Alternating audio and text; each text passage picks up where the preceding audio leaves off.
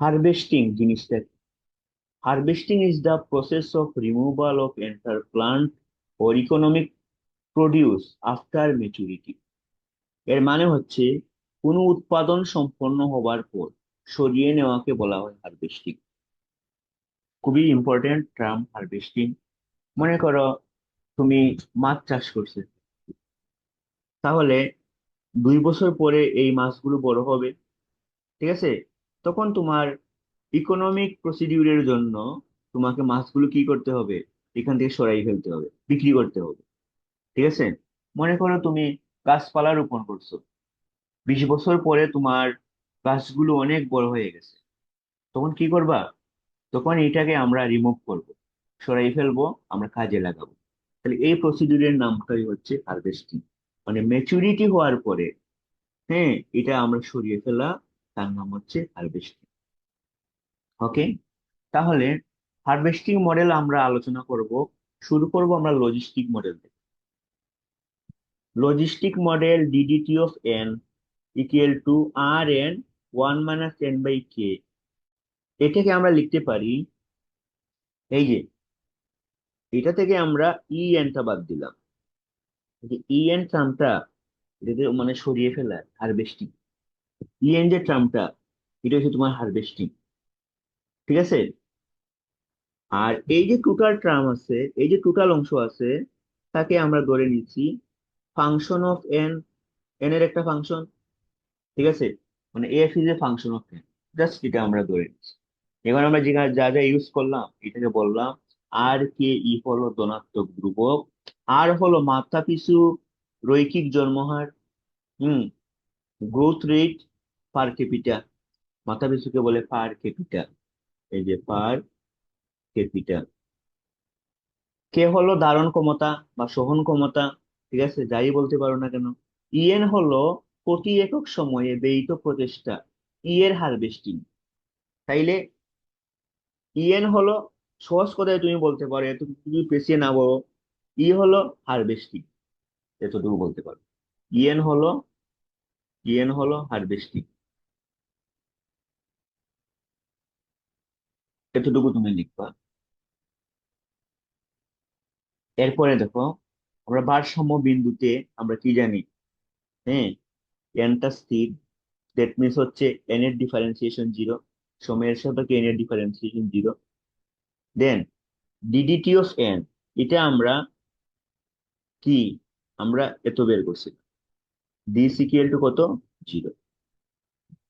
এখন একে আমরা কি করব? আর দ্বারা আমরা সব ট্রামকে আমরা কি, এন দ্বারা আমরা ট্রামগুলোকে আমরা গুণ করছি, বুঝছো তো? এন দ্বারা আমরা ট্রামগুলোকে গুণ করছি, অথবা এন কমন নিচ্ছি। এই যে দুইটা ট্রাম আছে, এই দুইটা ট্রাম থেকে আমরা এন কমন, তাহলে প্রথম অংশতে থাকলো কত? R into one minus N by K, আর এখানে থাকলো তোমার ই। তাহলে এখানে দুইটা অংশ পেয়ে গেলাম, দুইটা ফ্যাক্টর পেয়ে গেলাম, একটা ছিল এন, আর একটা হচ্ছে R into one minus N by K minus E. তাহলে আমরা জানি সমাধান যখন করব, এন সমান জিরো ওর এত সমান জিরো, ঠিক আছে? তাহলে এন সমান জিরো, এটা আমরা রেখে দিলাম। আর R into one minus N by K minus E সমান যে জিরো আছে, তাকে আমরা কি করলাম? সমাধান করব, আমরা সমাধান করে এন এর মান আমরা বের করব, এটাকে সমাধান করে। তাইলে আমরা আর দিয়ে বোথ সাইডকে ভাগ করলাম, ঠিক আছে নি?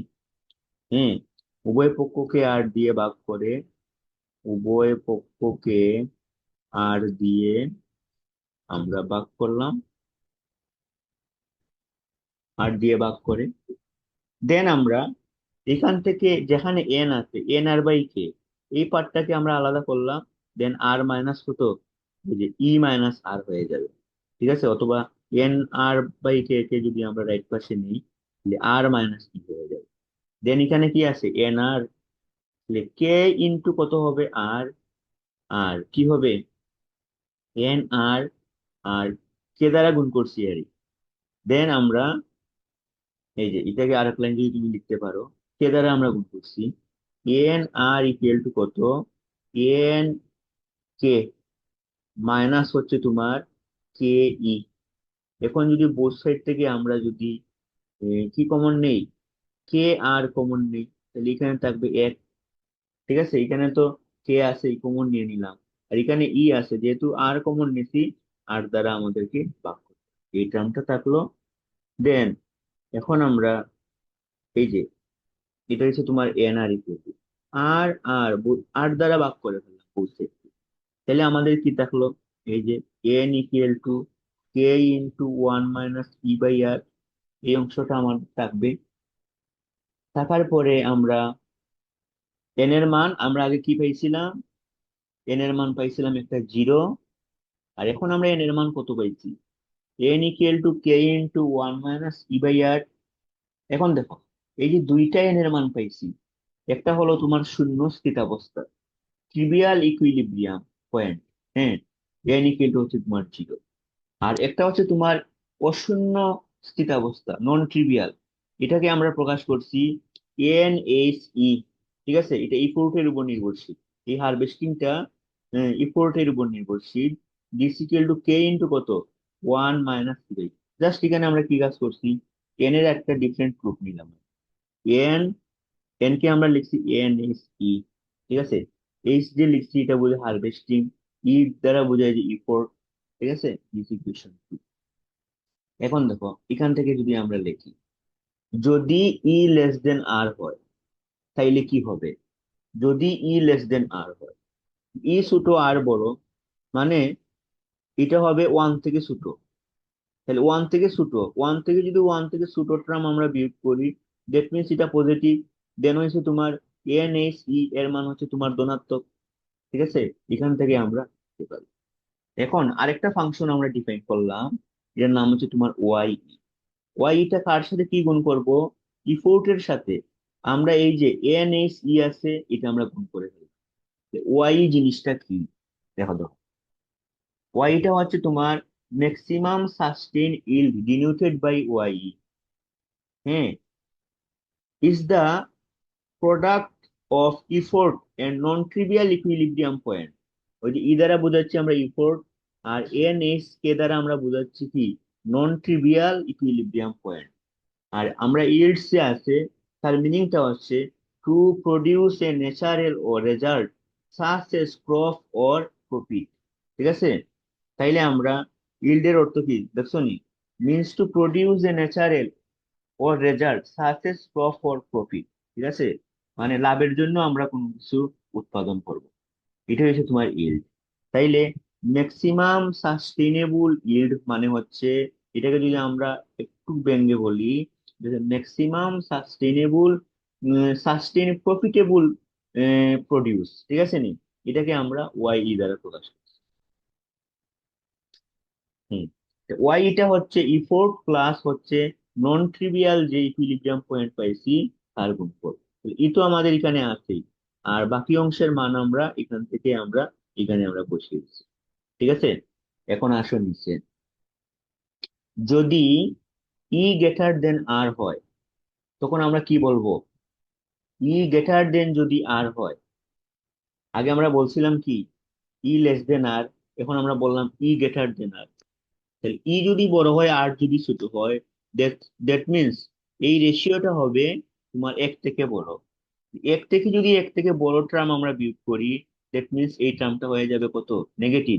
তখন আমরা বলবো ই গ্রেটার দেন আর হলে ওয়াই এটা কি হবে, এই যে এটা তো নেগেটিভ হবে, ওয়াই এটা হবে less than zero, that means negative. তাইলে ওয়াই নেগেটিভ হওয়া মানে কি, প্রজাতি মৃত্যুবরণ করবে। তাইলে কিন্তু এটা, প্রজাতি যেহেতু মৃত্যুবরণ করবে, তাই এটা কিন্তু স্থিতাবস্থা না, প্রজাতি কমে যাবে।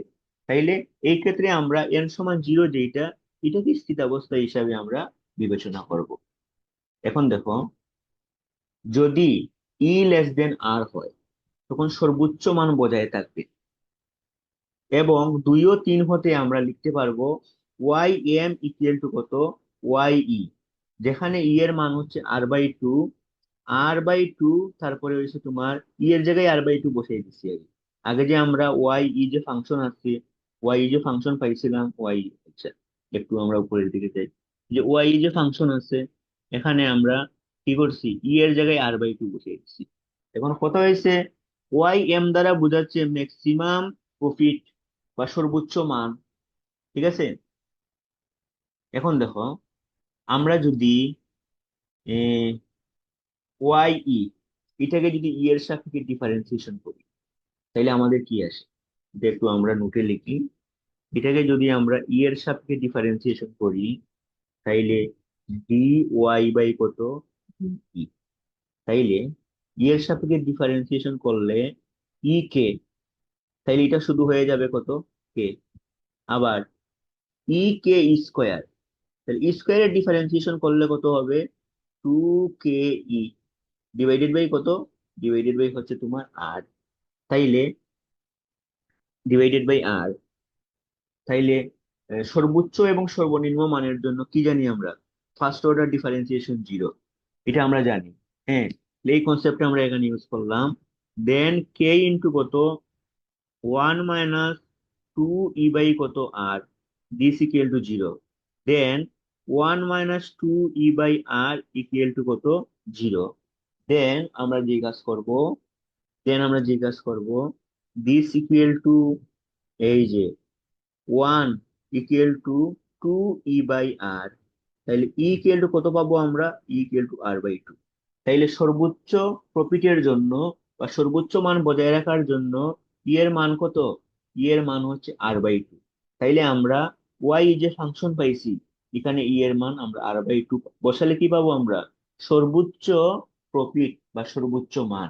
তাইলে এখানে আমরা বসাই মান এই যে এই ফাংশনে এর মান কত বসাবো আমরা, এই যে r/2।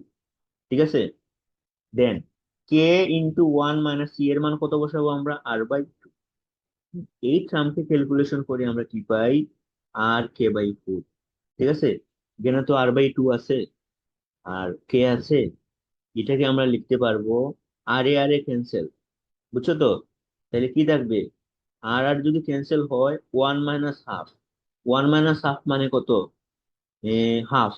ঠিক আছে, তাহলে এই 2 এর সাথে এই যে হাফের 2 গুণ হবে, r/k/, কি হয়ে যাবে, r/k/4 হয়ে যাবে। তো এটা মুখে মুখে বলে দিলাম। ঠিক আছে,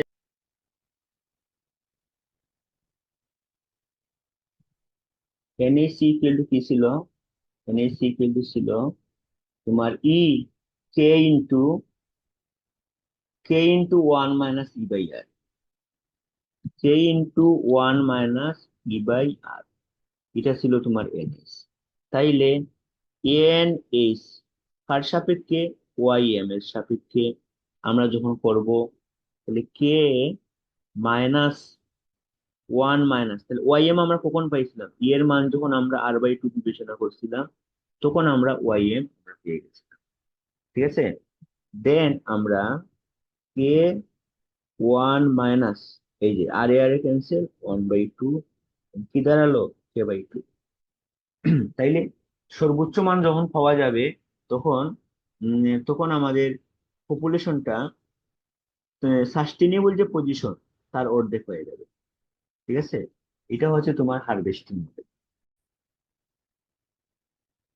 harvesting model DDT of P equal to P 4 - p - 4 দ্বারা প্রকাশিত নিয়মিত জনসংখ্যার বিলুপ্তকাল নির্ণয় করো, যখন পি নটের মান মানে ইনিশিয়াল পপুলেশনের মান 0 থেকে 2 পর্যন্ত, তাহলে আমরা তাকে আমরা সলভ করবো। তাহলে পুরাটা এটা আমরা করে দেখাবো। সলিউশন, সলিউশন, তাহলে দেওয়া আছে যে হারভেস্টিং মডেলটা আছে এটা আমরা লিখবো। দেওয়া আছে ডিপি বাই কত, B equal to P into 4 - p minus হচ্ছে তোমার 4। ঠিক আছে, দেন আমরা যদি গুণ করি তাহলে আমাদের কি থাকে, আমাদের থাকে 4p - p² এখন যদি আমরা মাইনাস কমন নেই, p² - 4p প্লাস হচ্ছে কত, প্লাস হচ্ছে তোমার 4। ঠিক আছে, দেন আমরা মাইনাস কত রাখবো এখানে, p-2 হোল স্কোয়ার, এটা আমরা লিখে দিলাম। লিখে দেওয়ার পরে আমরা এখন ভেরিয়েবল সেপারেবল টার্ম ইউজ করব।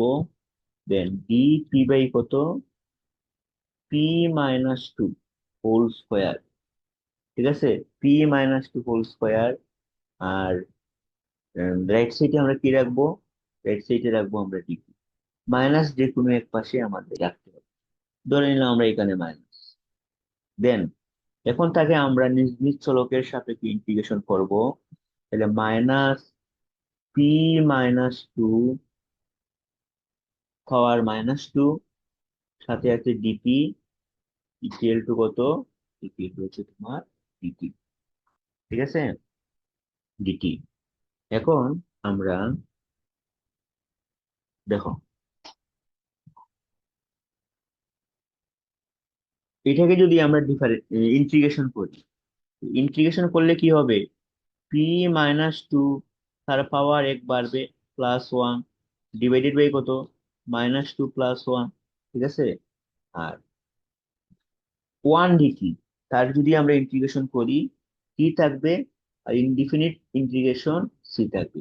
সি একটি সমাকলন ধ্রুবক লিখবো, সি একটি সমাকলন ধ্রুবক লিখবো আমরা, সি একটি সমাকলন ধ্রুবক। দেন আমরা এই যে মাইনাসে মাইনাসে প্লাস, -2 +1 মানে কি -1, মাইনাসে মাইনাসে plus. Then p-2 whole to the power কত, -1, this equal to T plus C, T plus.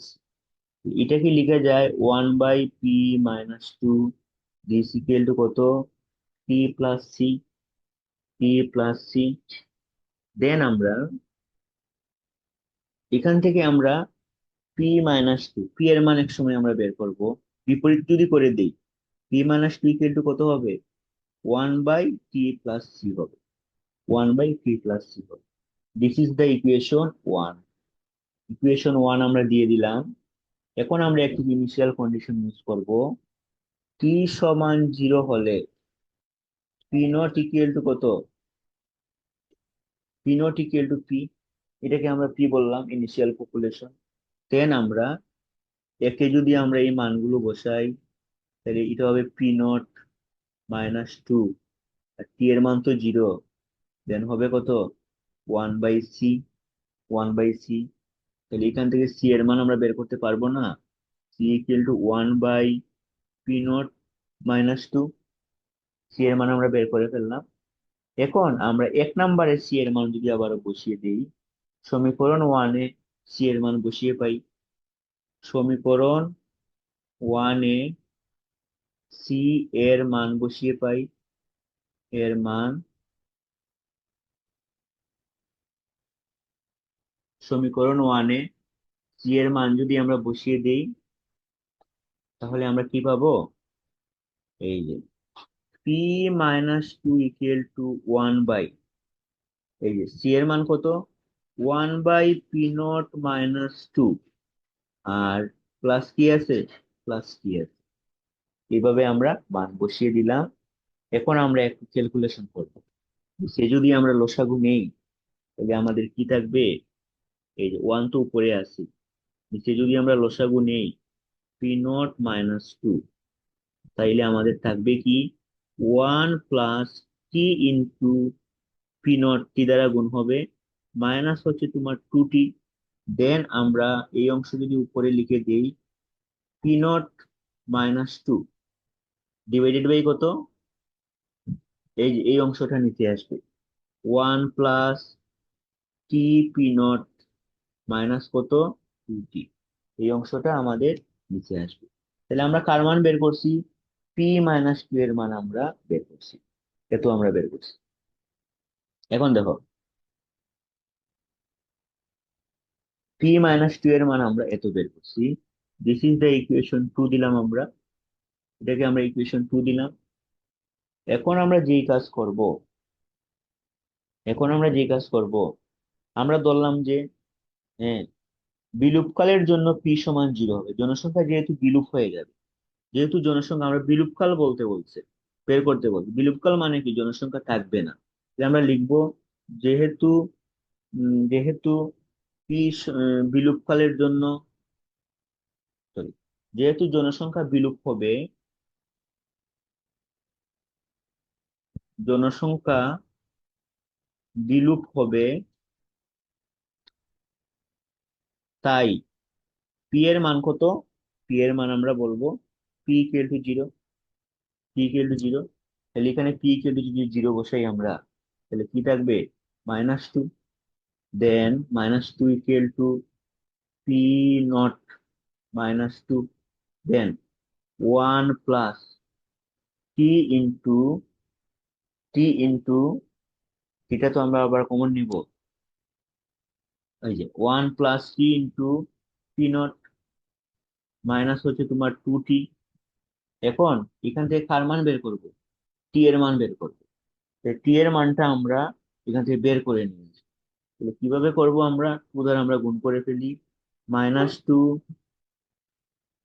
-2t p0 -4t, -4t, this equal to কত? p0 - 2।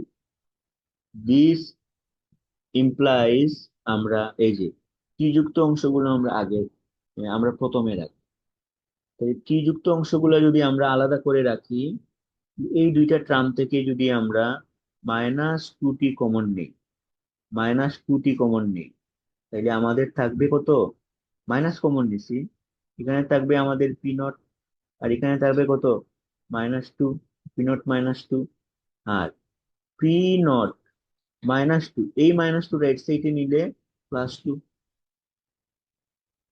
দেন আমরা এই যে -2t p0 মাইনাস হচ্ছে তোমার 2, ঠিক আছে। দেন আমরা মাইনাসে মাইনাসে কেটে ফেলি, আমাদের কি থাকবে? শুধু আমাদের পি0 থাকবে, পি0 থাকবে। এখন দেখো, এখানে যেহেতু মাইনাস কমন আছে, তাইলে আমরা কি করব? এটাকে প্লাস করে এটাকে আমরা পরিবর্তন করে দিব, 2 × p0, সাথে আছে কত? পি0।